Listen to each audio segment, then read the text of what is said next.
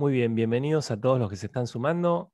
En minutos nada más estaremos comenzando con la jornada número 5 del calendario regular de las Stambulian Talks, dedicada a hablar sobre la salud del adulto mayor. Bien, ya tenemos 148, 150 participantes en línea del otro lado. Vamos a fijar de alguna manera las normas en las que nos vamos a regir en esta jornada. Vamos a tener 3 presentaciones de 20 minutos cada una aproximadamente, que van a estar seguidas de 10 minutos de preguntas que nos pueden ir haciendo llegar a través de la caja de chat. Voy a abrirla, vemos los saludos de la gente desde Paraguay. Alejandra nos dice, bueno, buenos días. Desde Tlaxcala, México, espero haberlo dicho bien, saludos. Saludos para vos, Guadalupe, desde Chihuahua, México también, buen día. Buen día, desde Lincoln, será provincia de Buenos Aires, puede ser. Desde Mercedes Corrientes, buen día. Bueno, vamos a tener una jornada regional para debatir diferentes aspectos de la salud del adulto mayor desde Michoacán. Bueno, buenos días a todos. Como les hemos dicho, en unos minutos estaremos dando comienzo a esta jornada del día de hoy, de la que participarán 3 destacados expertos con una agenda bastante inclusiva dentro de lo que implica la salud de los adultos mayores. Comenzaremos con la presentación de la doctora Sandra Magirena, quien nos estará hablando sobre la sexualidad en el adulto mayor. Continuaremos con una presentación sobre caídas, reemplazo de cadera y prevención de fracturas a cargo del doctor Carlos Di Stefano, para concluir con la presentación del doctor José Ricardo Jauregui, quien nos estará hablando sobre cómo preservar la autonomía y la prevención de accidentes domésticos, además de la prevención secundaria de enfermedades en esta población de personas. Vamos a apagar el micrófono unos instantes y enseguida estaremos retomando para dar inicio a esta jornada del día de hoy. Bueno, bien, vamos a dar inicio entonces a la jornada del día de hoy. 203 participantes del otro lado nos están escribiendo a la caja de chat. Les agradecemos a todos los saludos, los comentarios. No se escuchaba porque estaba apagado el micrófono, Cristian. Hoy estamos de vuelta. Saludos desde el Hospital Fernández. Bueno, acá hay gente que lo estará recibiendo con una calidez especial ese saludo. Bien, el tema que nos convoca hoy es la salud en el adulto mayor. Tendremos la primera charla que estará a cargo de la doctora Sandra Magirena, quien nos estará hablando sobre la sexualidad en el adulto mayor. Continuaremos hablando sobre caídas, reemplazo de cadera y prevención de fracturas por el doctor Carlos Di Stefano. Y concluiremos la jornada hablando sobre cómo mantener la autonomía y prevenir accidentes domésticos en el adulto mayor, a cargo del doctor José Ricardo Jauregui. Vamos a pasar. Stambulian Talks es un ciclo organizado por FUNSEI, que es la fundación que preside el doctor Daniel Stambulian. Vamos por nuestro cuarto ciclo al aire, llevando temas atractivos, interactivos a todos los profesionales de la salud que se van sumando desde diferentes regiones de las Américas. Cuenta con el auspicio de Stambulian Servicios de Salud, el auspicio especial de los laboratorios Bernabó, que nos están acompañando tanto en todo este ciclo 2021 como el año pasado, el ciclo 2020, donde el mundo cambió para siempre, aparentemente. Al laboratorio Bernabó, muchísimas gracias por su apoyo, que hace posible que esta jornada lleguen a ustedes. También nos acompaña la empresa Nanotech con sus barbijos ion positivo, verdadera protección. Barbijos hechos con nanotecnología de plata, que permite una protección por hasta 5 días con 8 horas de uso diario. Estas son nuestras instituciones aliadas que nos acompañan con su aval científico. Nuestro mail para comunicarse con nosotros y nuestra web institucional para seguir nuestra agenda de acciones institucionales. Tenemos presencia en estas redes sociales, YouTube, donde pueden estar siguiendo la charla en diferido o volverla a ver una vez que terminemos, Facebook, Instagram y LinkedIn, donde también publicamos otras acciones fundacionales. Bien, nuestra primera oradora, como hemos dicho antes, es la doctora Sandra Magirena. Ella estará hablando sobre sexualidad en el adulto mayor. La doctora Magirena es ginecóloga y sexóloga, es especialista en ginecología general e infantojuvenil y en sexología clínica. Es miembro de la comisión directiva de la Sociedad Argentina de Ginecología Infanto-Juvenil, miembro del Comité contra las Violencias del Hospital Teodoro Álvarez de la Ciudad de Buenos Aires, coordinadora de Grupo de Mujeres en la Prevención de Violencias de Género y Doméstica, asesora del equipo de vulnerabilidad infanto-juvenil del Hospital Álvarez de Cava, embajadora de la Paz, una distinción otorgada por la Fundación Paz, Ecología y Arte, PEA, por su trabajo en violencias de niños y adolescencia. Tiene un posgrado en, esto me va a tomar un trabajo leerlo, pero voy a tratar de decirlo lo mejor posible. Pine, decí Pine. Pine, pero espera, voy a tratar de hacerlo. Psico-neuroinmunoendocrinología. Muy bien. Y estrés en la Universidad Favaloro de Buenos Aires. Voy a dejar de compartir un segundo y abrir la cámara, así le damos el saludo que corresponde a la doctora. Muchísimas gracias por estar ahí, doctora. No, gracias a ustedes por la invitación. A pesar de que esto es tan raro. Es raro verse uno mismo. Sí, sí, sí. Vos sabés que, me acomodo un pelo acá.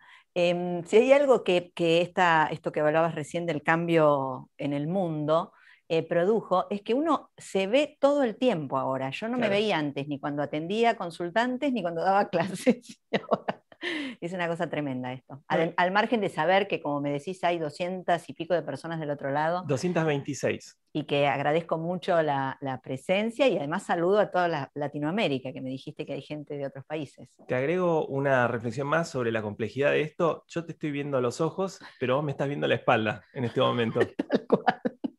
Así es. Muy raro todo esto. Bien, bueno, volvemos a la presentación, así damos inicio a esta primera charla del día de hoy. Cuando quieras, Doc, es tu momento.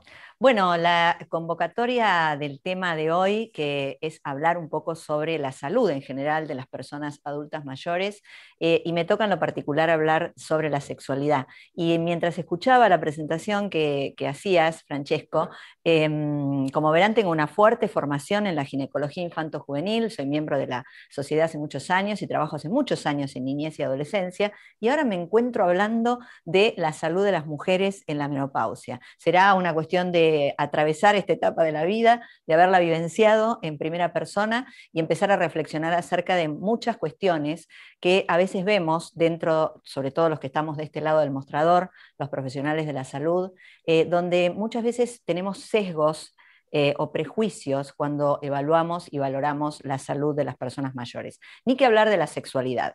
La sexualidad en general es un aspecto de la vida de las personas que tenemos desde que nacemos hasta que nos morimos y que incluye muchos factores, no solamente lo que tiene que ver con lo que uno inmediatamente referencia, que es el encuentro sexual, sino que tiene que ver con la condición humana que le permite a la persona conectarse con el placer, con la comunicación y el amor.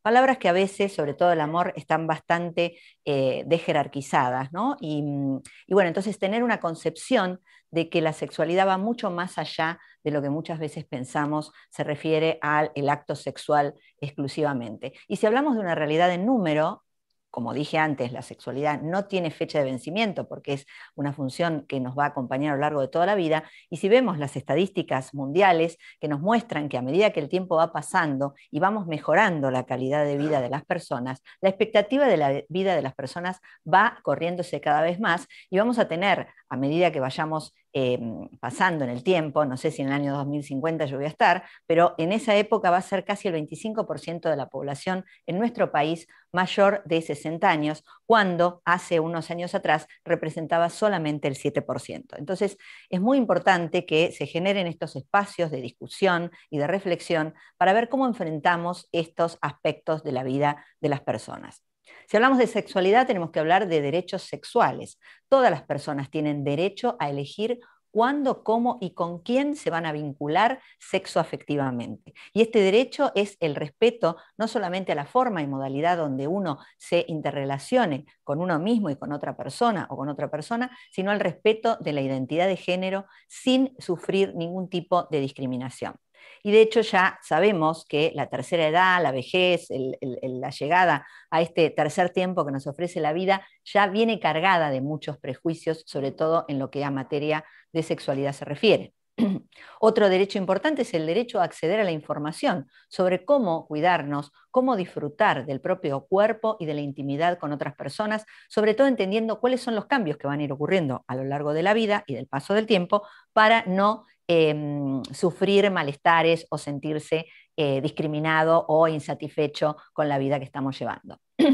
Si hablamos de paso del tiempo, hablamos del envejecimiento, ¿no? El envejecimiento, por ahí se dice aging, que es más cool, menos dañina la terminología. Pero el envejecimiento es un proceso vital y fisiológico que nos va a pasar a todos los humanos y que tiene que ver con un deterioro intrínseco de todas las funciones biológicas de nuestra materia, de nuestro cuerpo, y que es universal, le ocurre a todo ser vivo y muchas veces tiene que ver con aspectos genéticos, pero también con condiciones ambientales. Y acá creo que el sistema de salud tiene un rol muy importante porque hacer comprender a las personas la importancia que tiene el contexto, el entorno, el ambiente en el cuidado de la salud, y cuando hablo de esto me refiero a cómo te alimentás, y el alimento es todo lo que te entra por los sentidos, no solamente lo que consumís como comida, sino lo que mirás, lo que sentís, lo que percibís y lo que escuchás. Entonces, si hablamos del paso del tiempo, vamos a ver que, sobre todo en las mujeres, que es la temática que más me compete, pero hoy voy a hablar un poquito también de ellos, tenemos que tener en cuenta cuáles son los cambios que ocurren a nivel social, a nivel físico, corporal, pero también cuáles son las modificaciones psicoemocionales que van a depender exclusivamente de la historia de vida que tuviste y de cuestiones particulares de tu situación vital. Muchas veces cuando me enfrento con una consultante y empiezo a preguntarle sobre su vida, cómo llegaste acá, a este mundo, en qué familia, en qué contexto, me miran como diciendo esto que tiene que ver con la sexualidad. En realidad, la forma en que los humanos aprendemos esa vinculación sexoafectiva comienza en muy tempranas etapas de la vida y depende mucho de cómo hayamos llevado adelante nuestra vida en general. Por eso es muy importante que tengamos en cuenta que cuando yo estoy hablando de mi sexualidad o de cómo me relaciono afectivamente a los 60 años, tengo 60 años de vida atrás que han marcado con distintas circunstancias, y lo mismo pasa con la otra o el otro con el cual me vinculo, que también se van a poner en juego al momento de la interacción sexoafectiva. Si hablamos de lo que pasó en la cultura, también vamos a ver que, por ejemplo, no es lo mismo un modelo de lo que se considera hoy ser mujer a lo que se consideraba en la época de mi madre, por ejemplo. Ha habido una fuerte transformación de la sexualidad en la mujer, no solamente en lo que tiene que ver con la identidad y el posicionamiento del género como lo vemos actualmente, sino también con el empoderamiento que ha tenido la mujer, con un hito muy importante que ocurrió allá lejos y por los años 60, que fue la aparición de la píldora anticonceptiva, que marcó una gran diferencia de un antes y un después, donde la mujer salía de este lugar, donde el único rol trascendente en su vida era la maternidad, y en este caso ya podía empezar a decidir cuándo y cómo tener sus hijos. Ni que hablar de la fuerte transformación acelerada que ha ocurrido en los últimos años de la mano de los movimientos feministas. Pero esto no le pasó solamente a la mujer, sino también le ha pasado al modelo masculino. Venimos de masculinidades donde el rol del hombre era un rol predominantemente dominante, patriarcal, donde el hombre no sufría, no lloraba, estaba puesto en un lugar de poder, y pensemos que en la sexualidad esto también tiene un ejercicio dominante, y pasamos actualmente a modelos masculinos donde las nuevas masculinidades se han flexibilizado y han cambiado mucho los roles que tienen que ver con la vinculación en las familias, y esto indefectiblemente repercute a la hora del amor. Sin embargo, cuando vemos la sexualidad en el contexto social, está cargada de mitos aún. Y uno a veces me pregunto, digo, ¿cómo puede ser que habiendo tanta difusión y tanta proliferación de información clara en los medios, y como hoy se ha instalado esto, ¿no? De repente yo estoy acá en un cuarto y hay 250 personas de Latinoamérica escuchándome, y esto dice, ¿cómo puede ser que todavía siga existiendo mitos? Y sí, todavía siguen existiendo mitos, y yo les puedo contar consultas de ayer a la tarde, de adolescentes que todavía siguen teniendo prejuicios o no siguen teniendo claro este tema de cómo vincularse con la sexualidad. Porque la sexualidad sigue estando ligada a la genitalidad, sigue estando ligada exclusivamente a lo que tiene que ver con el acto sexual propiamente dicho. Hay mucho morbo atrás de todo esto, una persona enseguida piensa cuando ve a otra vestida o que se comporta de una manera diferente, enseguida piensa, ¿cómo tendrá sexo esta persona? ¿Con quién? Y en realidad la sexualidad tendría que ser como cualquier otra función que tenemos, ¿no? Como respirar, como digerir o como funciona nuestro aparato cardiovascular. Sin embargo, sigue habiendo mitos, mitos que tienen que ver, y con sobre todo en las personas que nos convoca en esta charla, que tienen que ver con que después de la menopausia o cuando uno ya es mayor, no tiene sexo, se va el deseo, si uno tiene una enfermedad cardiovascular tiene riesgo de morirse en un acto sexual, que la sexualidad está solamente limitada al coito, es decir, a la relación pene-vagina, con lo cual el paso del tiempo hace que al deteriorarse físicamente estos órganos ya quedaría como anulada. Entonces, un poco la idea de esta charla es derribar estos mitos y si tenemos un espacio para interactuar, me encantaría que después ustedes comenten o hagan sus reflexiones y sus dudas respecto a este tema. Las realidades en sí, si lo miramos, qué es lo que está pasando en el consultorio hoy, sí, para mí es bastante frecuente ver que aparece una conflictiva en la vinculación sexual tanto de mujeres como de varones. Mujeres que se posicionan en lugares donde realmente por ahí se quedan pegadas con este mito de que no voy a tener más sexo, no tengo ganas, me cambió, y él, en las parejas heterosexuales, él está con una actitud mucho más activa, y varones que también a veces se sobreexigen en esta carrera desenfrenada de querer tener sexo todos los días y que quizá no se están adaptando a los cambios que su propia fisiología les impone. Entonces, si miramos qué pasa en las mujeres, en los cuerpos de mujeres, el climaterio, que es todo ese periodo de la vida de la mujer que ocurre antes y después de la menopausia, y acá voy a aclarar que la menopausia es una semana en tu vida, porque la menopausia es la semana que tuviste la última menstruación en tu vida. Sin embargo, hay cambios que anteceden a esta última menstruación y cambios posteriores, lo cual marca un periodo de aproximadamente 10 años, igual que nos pasa en la adolescencia, ¿no? Que está la menarca como primera menstruación y tenemos cambios previos y cambios posteriores, y que también la adolescencia dura aproximadamente 10 años hasta que se completa todo el desarrollo. Bueno, acá al retirarse la función hormonal estrogénica, se producen una serie de cambios en el cuerpo físico, mental y emocional, que lo llamamos climaterio. A toda mujer le va a pasar, pero va a tener un impacto particular de acuerdo a las pautas culturales, y esto que les comenté antes, la historia personal, familiar, la educación, el culto religioso, la moral, la ética. Y no solamente se va a modificar el cuerpo, sino que también el hito más trascendente que va a ocurrir, y que es el irreemplazable, el único hecho fisiológico irreemplazable, es que pierde la capacidad reproductiva.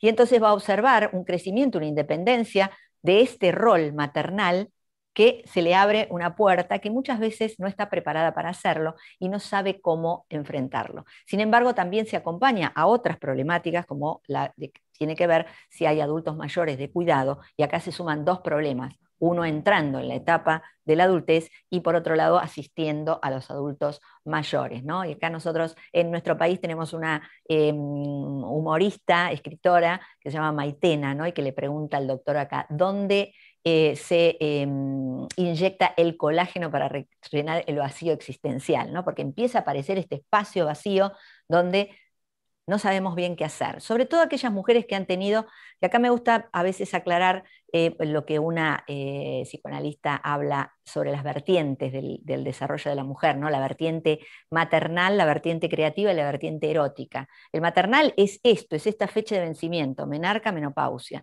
pero las otras dos, la creativa es la que podemos desarrollar en nuestro trabajo, en nuestras actividades, y la más olvidada y dejada de lado siempre es la erótica, que es la que precisamente en esta etapa de la vida tendría que empezar a cultivarse con mucho más interés. Obviamente que hay modificaciones en el cuerpo. Desde la medicina ayurvédica nos dicen que es la etapa vata, la etapa del viento y de la sequedad, ¿sí? Por lo tanto, va a haber sequedad en la piel, va a haber modificaciones en los músculos, la famosa sarcopenia o pérdida de la fuerza muscular, que no solamente la tenemos las mujeres, sino también los varones, la aireación del tejido óseo, que produce una osteopenia fisiológica que puede o no convertirse en una osteoporosis, modificaciones del humor, obvio, esto al bajar drásticamente la producción producción de estrógenos, esto afecta, impronta el cerebro y por supuesto va a haber modificaciones del humor, insomnio, problemas para dormir y sofocos, que son precisamente una desregulación del centro termorregulador que está en medio del cerebro y que al recibir esto, imaginemos que es como si acá empezase a haber una baja de tensión en la luz y va a empezar a haber modificaciones en la intensidad de la luminosidad. Bueno, lo mismo pasa en nuestro cerebro cuando el estrógeno empieza a descender y entonces eso trae modificaciones en distintos centros neuronales. Y dos cosas muy importantes que hay que tener en cuenta para la sexualidad, que son la sequedad de la vagina y todo lo relacionado a la esfera psicológica y cómo la mujer se posiciona frente a esta nueva etapa donde realmente se le abre una puerta del parque de diversiones y no sabe por qué juego empezar a divertirse. Entonces, obviamente que cuando uno habla de climaterio y menopausia aparece el espanto, pero no es tan así, es simplemente entender que es una etapa transicional de la vida donde pueden haber situaciones como estas modificaciones que si yo no las ataco o no las prevengo tempranamente, puedo caer en situaciones de salud que requieran de una intervención médica. Quiero aclarar que la menopausia y el climaterio no son una enfermedad, por lo tanto no necesitan ni medicalización ni de ser patologizadas, simplemente necesita acompañarse el proceso evolutivo para corregir aquellos hábitos que deben ser corregidos o agregar los suplementos o las condiciones que me van a mejorar la calidad de vida. Entonces, si miramos el tenor de la caída de las hormonas, vamos a ver que en las mujeres esto que les decía recién de los impactos de la tensión. En la pubertad aumentan drásticamente los estrógenos y en la menopausia caen drásticamente. En cambio, si miramos al varón, su declinar de los niveles de testosterona es mucho más estable, ¿no? De ahí cuando a veces dicen que las mujeres somos un poco más inestables emocionalmente, bueno, tenemos diferencias de tensiones hormonales diferentes a las que tiene un varón que tiene hormonas masculinas, porque la testosterona, que es la hormona que tienen los varones, sube muy lentamente en la pubertad, se mantiene bastante estable a lo largo de la vida y el declinar no es tan drástico como en los estrógenos. Pero a ellos también les pasan cosas, porque este declinar hormonal de los andrógenos va a traer consecuencias en el cuerpo. Básicamente parecidas a las que nos pasan a las mujeres. Se pierde fuerza muscular, por lo tanto, esto va a disminuir la potencia física y esto va a requerir un rendimiento extra si es que no está adaptado a lo mismo. Ni que hablar lo que le pasa al hombre en el espacio laboral, que es mucho más fuerte que lo que le pasa a la mujer. Y por supuesto, esto va a tener un fuerte impacto en el erotismo y el cortejo. Por eso es bastante común que los hombres a esta edad empiecen a buscar relaciones con mujeres más jóvenes, porque el enfrentarse en una relación con una mujer par generalmente le requiere de una muestra de su pérdida del rendimiento y del erotismo y el cortejo que quizá lo ponga en una situación más comprometida desde el punto de vista emocional. Pero a ellos también les pasa, después de los 50 y de los 60 años, donde la testosterona empieza a bajar de manera lenta y progresiva, puede haber alteraciones del sueño, van a tener problemas de erección, van a sentir esta pérdida de la energía por la disminución de la masa muscular. Y por supuesto, al igual que a las mujeres se nos deposita la grasita periabdominal para recomponer la síntesis de esas hormonas que ya no se están produciendo en las gónadas, a ellos también les pasa que se les deposita la grasita en el abdomen. Entonces, esto también es algo que compartimos. Quiero aclarar que en el varón, después de los 60 años, cuando empieza a tener problemas de erección,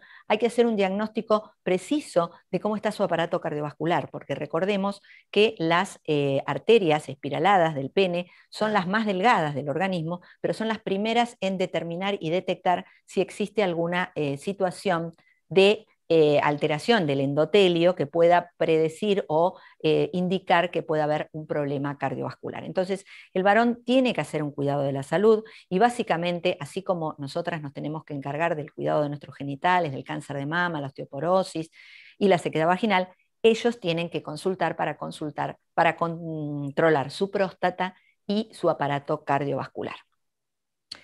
Pero ¿qué tenemos que tener presente cuando aparece la modificación en la sexualidad después de los 50 años? Bueno, esto es muy importante, Primero hay que tener en cuenta cómo ha sido la historia sexual previa, porque muchas veces pasa, y esto recuerdo una consulta de ayer, por ejemplo, donde si una mujer viene teniendo una modalidad reiterativa y repetitiva de una forma de tener sexo, o quizá una intensidad o una modalidad particular de conectarse con el orgasmo y el placer, este cambio la va a poner en una situación donde tiene que aceptar una modificación. Si yo quiero seguir manteniendo mi vida sexual como la tenía a los 30 años, probablemente me pase lo mismo que me pasa cuando voy a jugar al tenis, ¿sí? Porque si yo quiero jugar al tenis como jugaba a los 20, hoy obviamente que va a ser completamente diferente. Entonces hay que entender de dónde vengo y cómo fue mi vida sexual previa. Si estoy presente a una persona que no ha tenido mucha intensidad y no ha explorado su erotismo, bueno, quizás sea momento de ponerse a buscar cómo es esto de conectarse con la vida erótica si antes no ha sido de esa manera.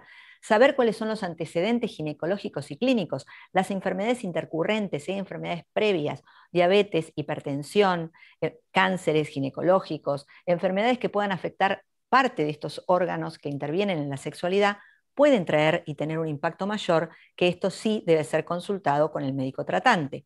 Y esto es muy importante saber cómo es el estado de salud de los miembros que componen la pareja, si hay una paridad en esto. Y acá hay que hablar también de esto que pasa con las parejas asimétricas, donde la llegada, por ejemplo, de un varón a los 60 años con una pareja de menos 20 años va obviamente a tener una asimetría en esta forma de comunicarse que debe ser tenida en cuenta a la hora de la consulta eventual al sexólogo o sexóloga si tuvieron una disfunción sexual.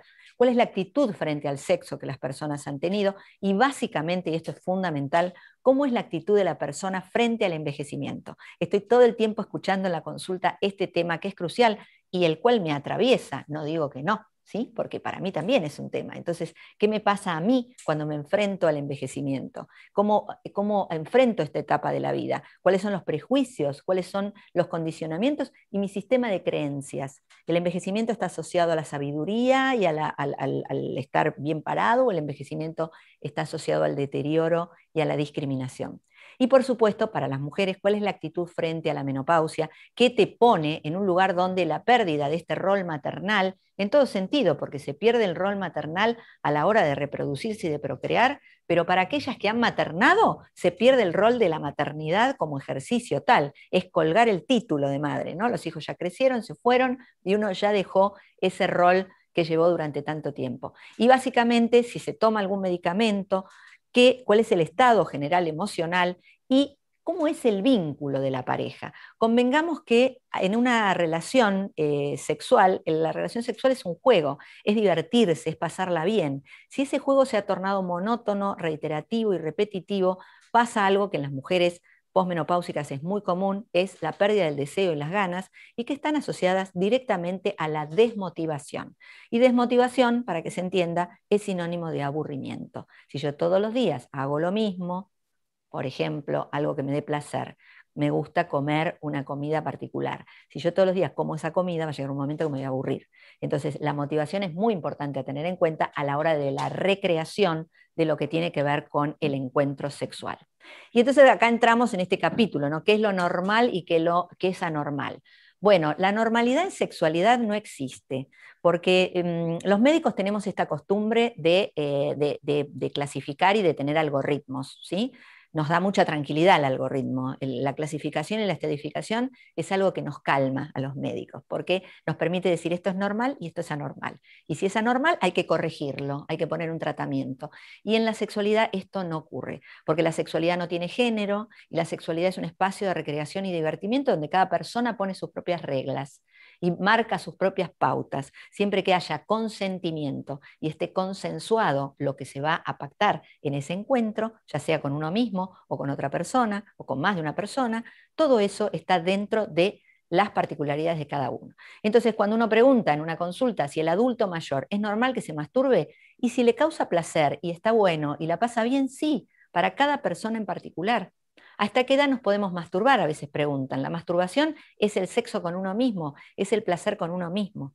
Y si yo al comienzo de la charla dije que el placer y la sexualidad nos acompañan desde que nacemos hasta que nos morimos, bueno, ahí tenemos la respuesta a la pregunta. ¿Es normal que la mujer no alcance el orgasmo en la menopausia. En la menopausia, al bajar los estrógenos, la respuesta sexual se enlentece, por lo tanto se va a necesitar mucho más tiempo de fase excitatoria y quizá se tarde un poco más en lograr el orgasmo. Pero si yo a esta mujer que entró en esta etapa de la vida le enseño a entrenarse, ¿sí? Como uno se entrena cuando va a jugar un partido de tenis, por ejemplo, se entrena ¿cómo? Masturbándose, entonces va a tener mayor facilidad de llegada de la sangre al tejido eréctil de la vulva y va a tener más cerca la posibilidad de tener un orgasmo. ¿Es normal que las mujeres se masturben? Bueno, la verdad que yo pertenezco a una generación y a una época donde esto ni se hablaba. Recién ahora se está hablando y uno si recorre las redes sociales y todos los sexólogos que hay en las redes, todos tienen su vulva de peluche y todo el mundo habla de la masturbación, pero esto es algo nuevo. Por lo tanto, como nuevo no en el sentido de que no exista, pero nuevo en la visibilización. Por lo tanto, está buenísimo que se empiecen a conectar las mujeres con el placer autoerótico.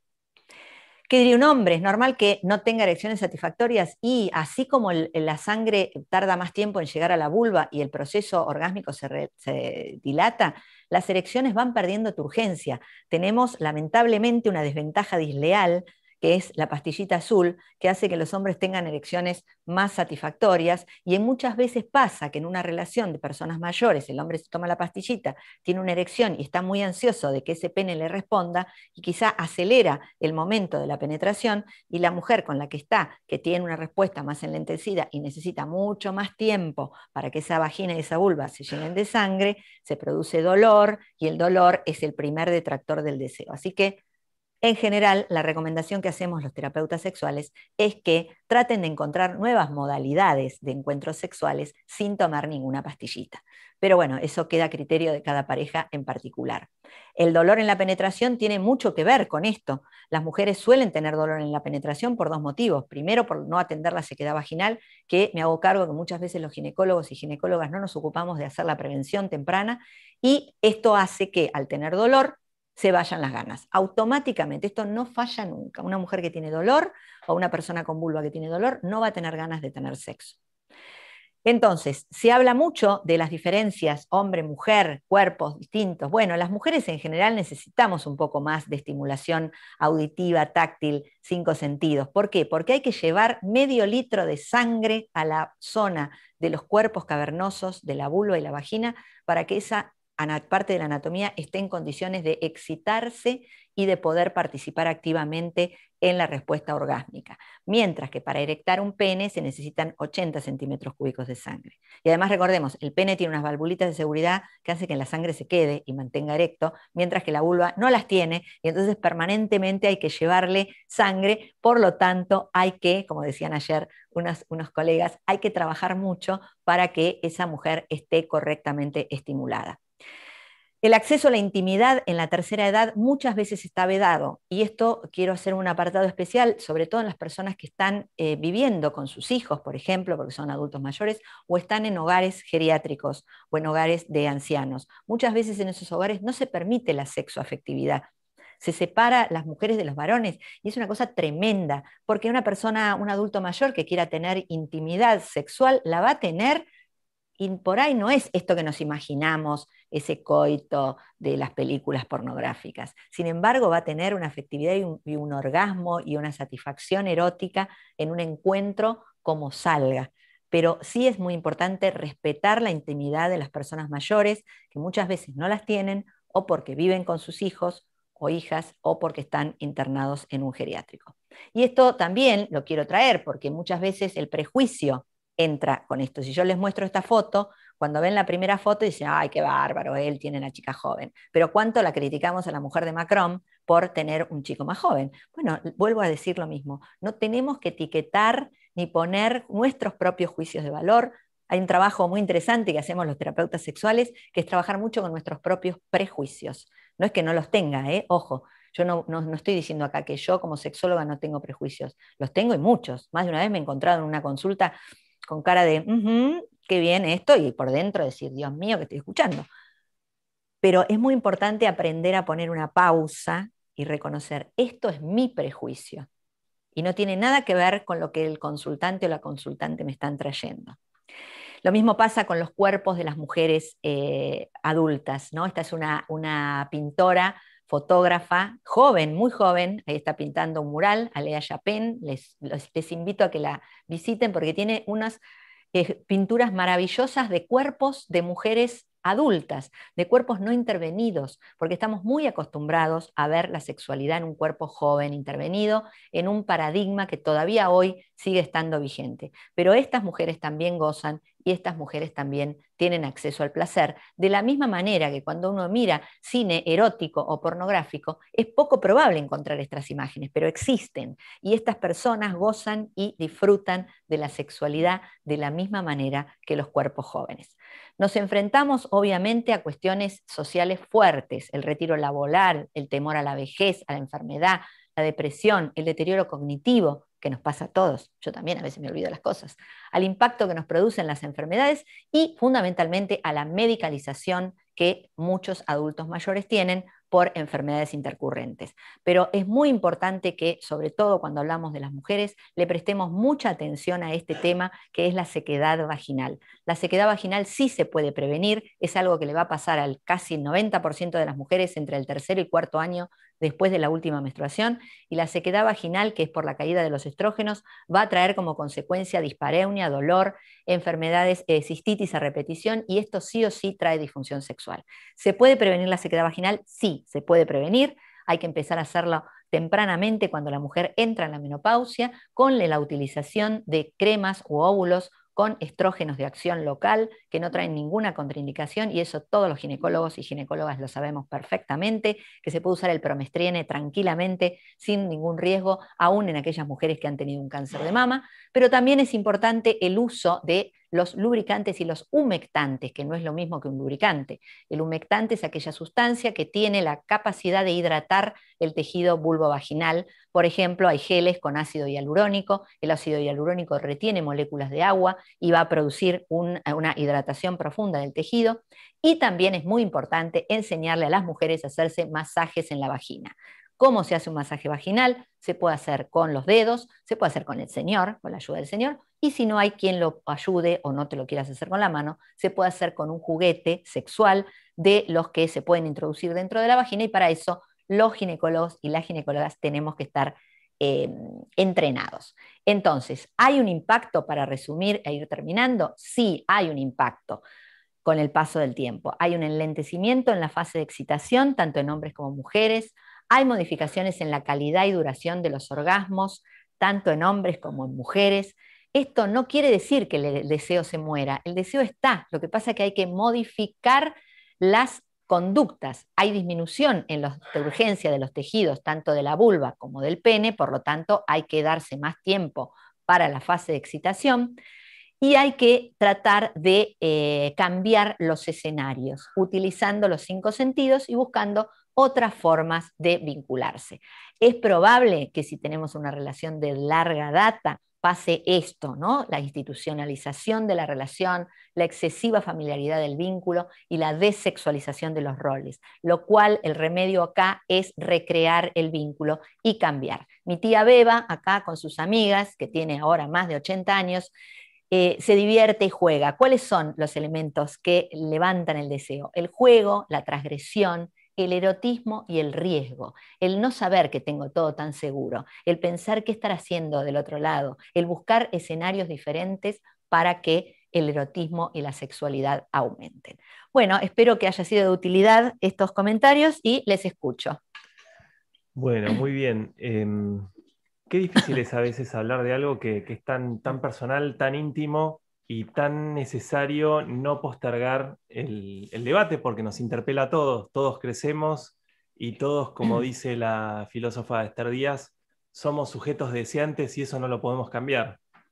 Y cómo también a través de las industrias culturales vivimos en una sociedad, entre comillas, viejofóbica, donde se retira a la persona en su totalidad a partir de una determinada edad. Hay actrices que han comentado que con un año de diferencia de sus coestrellas han tenido que trabajar de madres, por ejemplo, Angelina Jolie con Colin Farrell en Alejandro Magno. Un año de diferencia y hacía de la madre de Alejandro Magno. Pero bien, una de las primeras preguntas con el tema del aumento de la expectativa de vida y de la calidad de vida. ¿A dónde a dónde nos lleva a la hora de pensar en quién es un adulto mayor y cómo se lo acompaña para que pueda pensar de una manera desprejuiciada su sexualidad o su salud sexual? ¿Hablo ahora? Sí, claro. Esta es la cosa rara. Mira, la verdad que para la mujer es bastante sencillo porque lo marca el hito de este cambio de rol. ¿Sí? El cambio del rol de dejar de ser madre o de dejar de tener este espacio maternal, porque el rol maternal hoy por hoy, afortunadamente, y gracias a los movimientos feministas, se puede elegir, uno puede optar por sí o por no.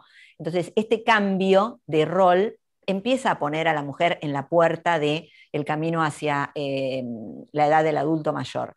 En el hombre es un poco más desdibujado, pero lo que vos acabas de decir es muy fuerte. La impronta que pone la sociedad, el prejuicio y los modelos, los estereotipos de mujer, de cuerpos de mujeres que pauta la sociedad en el mundo son muy determinantes. Todavía falta mucho para trabajar y para salir de ese lugar donde la mujer sigue siendo estigmatizada.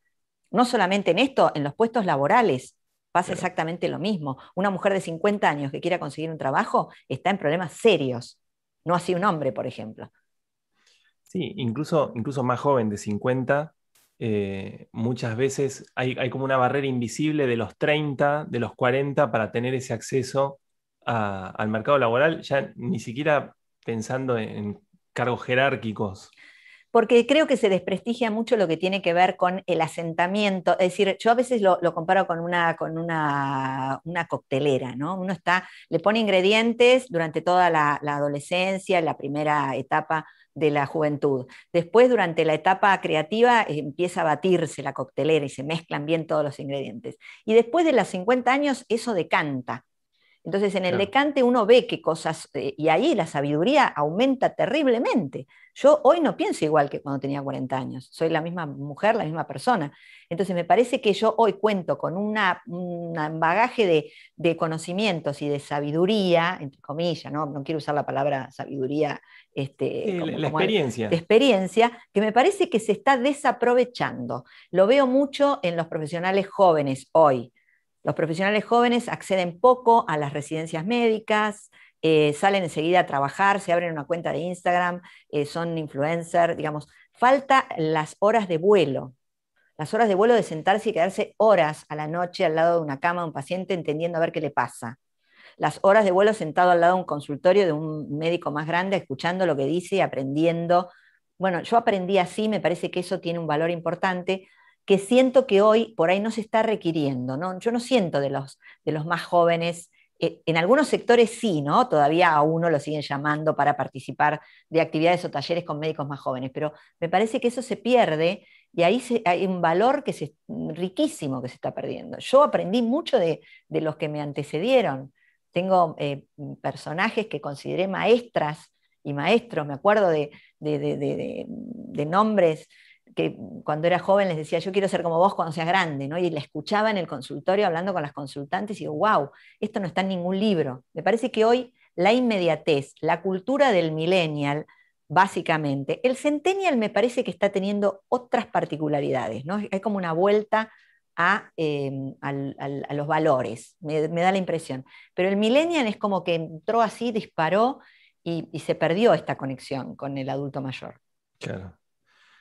Bien, paso a otras Ay, me preguntas. encantaría leer, chicos, pero no veo nada. Yo te leo, no te preocupes.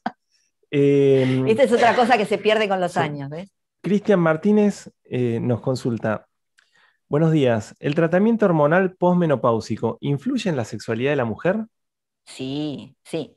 A ver, el tratamiento hormonal de la menopausia tiene una ventana de oportunidad.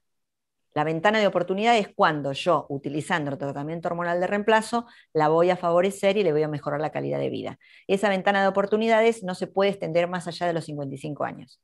Después de los 55 años no está indicado el tratamiento hormonal de reemplazo porque son más los riesgos que los beneficios. Pero si yo tengo una menopausia temprana, ni que hablar de la menopausia precoz, está indicado el tratamiento hormonal porque eso mejora considerablemente la sexualidad. Ayer, por ejemplo, atendí a una consultante de 47 que había tenido su menopausia a los 40, no había hecho tratamiento y la vagina estaba tremenda. Había que hacer una reconstrucción artesanal.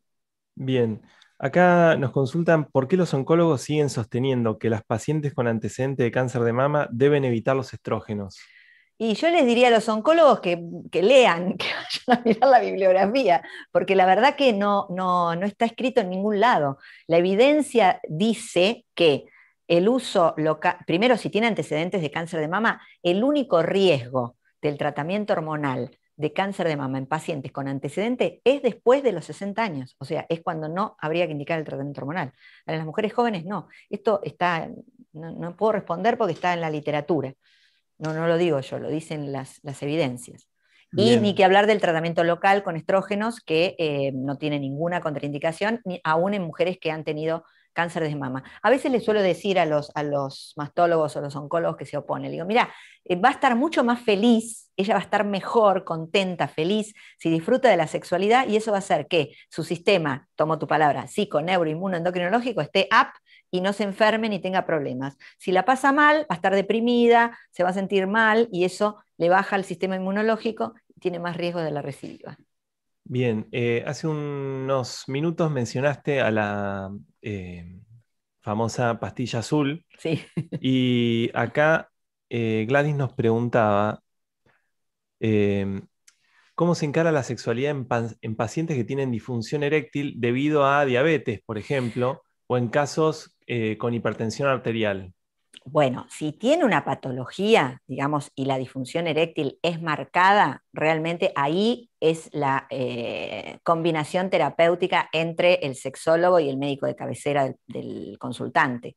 A ver, hay personas que sí requieren de la pastilla azul. Yo me quejo de la pastilla azul cuando se hace uso ilimitado y pasa a ser una competencia desleal. Digamos, un señor sano que está envejeciendo con su señora sana que también está envejeciendo, bueno, encuentren la modalidad de tener otra forma de tener sexo que no sea el pene erecto adentro de una vagina. Porque la idea es salir de este coitocentrismo, ¿no? Empezar a recrear otros escenarios. Bien, tenemos tiempo para una pregunta más y voy a aprovechar para que esta la tomemos como un cierre. Según tu criterio como profesional, ¿en qué momento hay que empezar a considerar la consulta con el sexólogo? Teniendo en cuenta este eje temático de la charla de hoy de la edad y de disfrutar de la vida cuando empieza la vida, entre comillas, sin obligaciones, que no es un retiro, no es una fecha de vencimiento, sino que es una posibilidad de ser verdaderamente autónomo. Bueno, acá es cuando yo digo que los sexólogos o sexólogas somos personas a las cuales habría que consultar poco, ¿no? Porque eh, la sexualidad no es una enfermedad. Hay situaciones puntuales como esto que comentaban recién, la disfunción eréctil profunda, los trastornos por dolor que dificultan mucho la relación sexoafectiva. Pero básicamente, y te lo digo por experiencia personal, de cómo hoy yo me posiciono en la consulta, creo que es poner una escucha activa para recibir lo que la persona tiene como demanda y poder acompañarla o acompañarlo en su proceso, haciéndole quizá ver cuáles son los recursos que tiene y potenciarle las estrategias adaptativas que pueda tener dentro de sus propios recursos. No poner etiquetas, no disciplinar. A mí a veces me hace mucho ruido cuando escucho por ahí colegas que disciplinan el sexo. Hay que tener tantos orgasmos, hay que estimular el punto G, hay que estimular no, hay que escuchar al consultante y ver. Y lo que sí haría una recomendación, si hay médicos del otro lado, es que cualquier médico de cualquier especialidad tome como parte de la consulta médica, cuando hace el conversatorio con el consultante, le pregunte sobre su vida sexual. No le va a llevar mucho tiempo, es simplemente preguntar, ¿tenés pareja sexual activa? ¿Cómo estás? ¿Tenés alguna dificultad, algún problema? Y ahí se abre una puerta donde quizá pueda hacer una derivación oportuna con algún profesional. Bien, especializado. espectacular la respuesta y la presentación, Doc. Y prueba de ello son la cantidad de preguntas que todavía tenemos acá en el chat, pero estamos sobre la hora, así que Sí, nos pasamos. Voy a hacer una sí, choluleada, ¿puede ser? por favor, Mirá, me voy a sacar una foto ahí, una selfie. una selfie. No, voy a sacar a la pantalla, Ah, bien, porque bien. esto es una cosa rarísima. Yo a mis nietos les tengo que mostrar, mirá la abuela dando conferencias raras. La abuela Bueno, no, transmedia. gracias a ustedes y gracias a todas las consultas, que no las veo, pero bueno, Sí, agradezco vamos profundamente. a pedirle a las personas que se hayan quedado con el deseo, trayendo la palabra de vuelta, de tener respuesta a sus preguntas, que nos las escriban y te las remitimos por mail Dale. si querés. Sí, sí, sí. Y esto va a quedar en YouTube después. Por supuesto, Buenísimo. por supuesto. Bueno, acá Chau. Susana dice, es fundamental terminar con los estereotipos negativos de la vejez. La sexualidad es importante. Muchas gracias, doctora. Así es. Hay que derribar mitos. Perfecto, bueno, bárbaro. Voy a apagar la cámara, voy a volver a la presentación y le damos la despedida a la doctora. Muchísimas gracias por estar Gracias a ustedes.